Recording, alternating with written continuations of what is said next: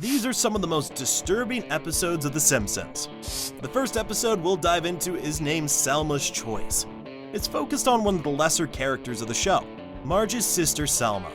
After attending her Aunt Gladys's funeral, Selma becomes fixated on the idea of motherhood, fearing she'll end up dying all alone just like Great Aunt Gladys. I guess I'll never have a baby. Aunt Selma, this may be presumptuous, but have you ever considered artificial insemination? Determined to experience family life, she offers to take Bart and Lisa to Duff Gardens, a local amusement park. The trip quickly goes off the rails as Bart's antics and Lisa's accidental consumption of water ride, contaminated with hallucinogens, lead to chaos. No way out, I tell you! What's wrong? You just put your head right. Selma starts having a terrible day. Losing one of the children and seeing Bart get stuck on a roller coaster is scary enough, but finding Lisa swimming naked in the fermentarium makes it even worse. I am the Lizard Queen! Horrifying imagery of how Lisa's delusions are animated quickly makes this one of the most disturbing episodes. Her hallucinatory "I'm the Lizard Queen" scene additionally makes this episode not only visually unsettling, but quite disturbing as well. Selma ends the day realizing that while she craves companionship, she's definitely not suited to have kids of her own just yet. The next episode, Bart Sells His Soul, follows Bart as he skeptically sells his soul to Milhouse for $5, doubting it has any real value. Soon he begins noticing unsettling changes. Automatic doors don't open for him, and he no longer has a reflection in windows. Bart's indifference turns to dread as he experiences disturbing nightmares and grows desperate to get his soul back. He tries to retrieve it from Milhouse, only to find that Milhouse has already sold the piece of paper to the comic book guy. In a tense search, Bart realizes he may have lost something essential. Are you there, God? It's me, Bart Simpson. I know I never paid too much attention in church, but I could really use some of that good stuff now. I'm afraid. I'm afraid some weirdos got my soul and I don't know what they're doing to it. I just want it back. Please? Ultimately, Lisa gives him a replacement paper with Bart's soul written on it, restoring his peace of mind. The episode's eerie tone and Bart's existential dread gives us a satirical view of something truly scary and disturbing, but the next one tackles something even more realistic. Some Enchanted Evening begins with Marge feeling unappreciated by Homer and seeking advice from a radiotherapist. Taking her words to heart, Homer surprises Marge with a romantic night out. They hire a babysitter, Miss Botts, unaware that she's actually the notorious babysitter bandit who ties up children and robs homes. Once Marge and Homer leave, Bart and Lisa discover Miss Botts' real identity after seeing her on TV. They attempt to escape, but she captures and ties them up. Maggie, where are you? Maggie. Maggie. Only baby Maggie manages to free her siblings, and together, they knock Miss Botts out and call the police. When Marge and Homer return, they mistake the situation, free Miss Botts, and even pay her extra to keep quiet. This gives us yet another hilarious scene in which Homer is just a terrible father in general. This episode combines humor with suspense, creating an unsettling scenario that taps into the fear of trusting strangers with our loved ones. A truly dark topic to cover, but this episode is dark even in its name. The Bart of Darkness episode takes place during a brutal summer heat wave that makes the Simpsons buy a pool. Can we have a pool, Dad? Can we have a pool, Dad? Can we have a pool, Dad? Can we have a pool, Dad? Can we... I understand. Instantly making Bart and Lisa the most popular kids in town. But the fun is short-lived for Bart. He breaks his leg during one of his unnecessary stunts, confining him to his room and leaving him bored and isolated.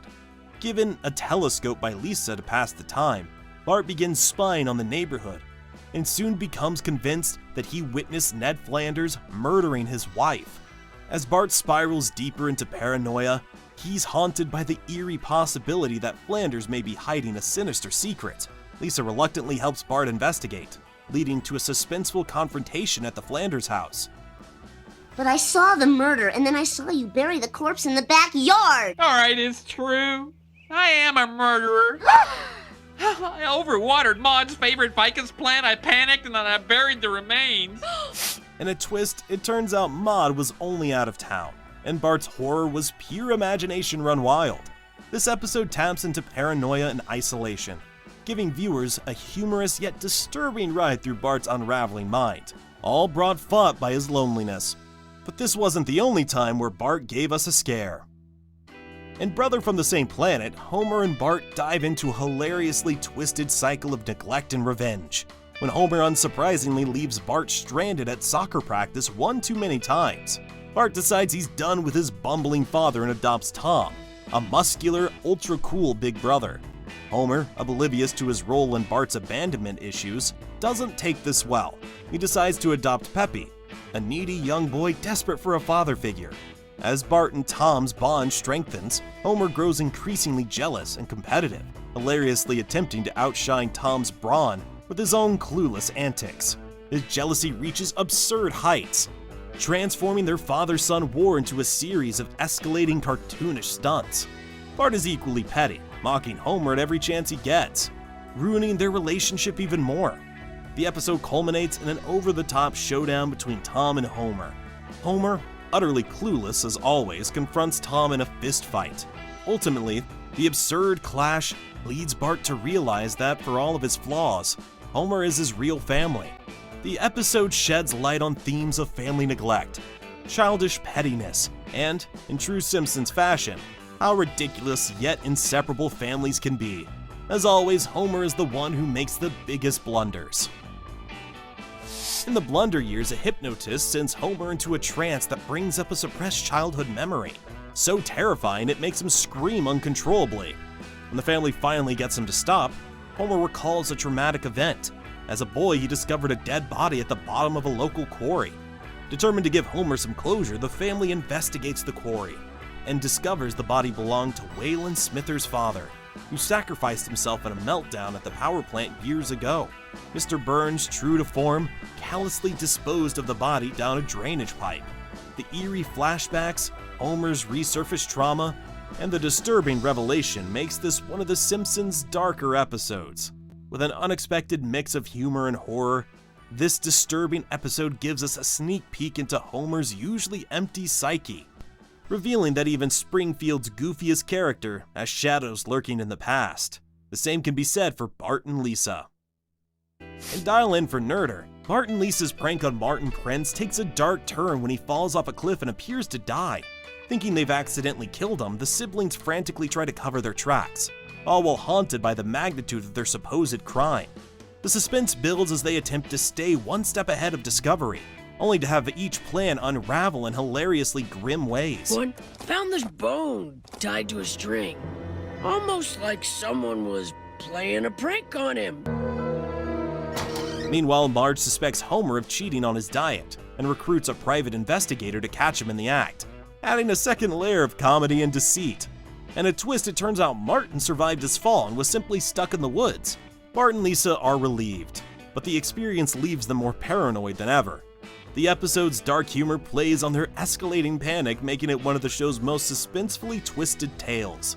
Speaking of dark tales, though, in Lisa's first word, the family reminisces about Lisa's birth and Bart's rocky adjustment to having a baby sister. Set in the early 1980s, the flashback reveals toddler Bart's jealousy and frustration as Lisa steals the spotlight, disrupting his world and his monopoly on attention. As Marge and Homer struggle to manage the chaos, Bart's mischief intensifies, even attempting to mail Lisa away at one point. Art. What did you say? Bart? Silver and Succotash, you can talk! Things take an unexpectedly heartwarming twist when Lisa finally speaks her first word, Bart. Her love for her brother instantly melts his resentment.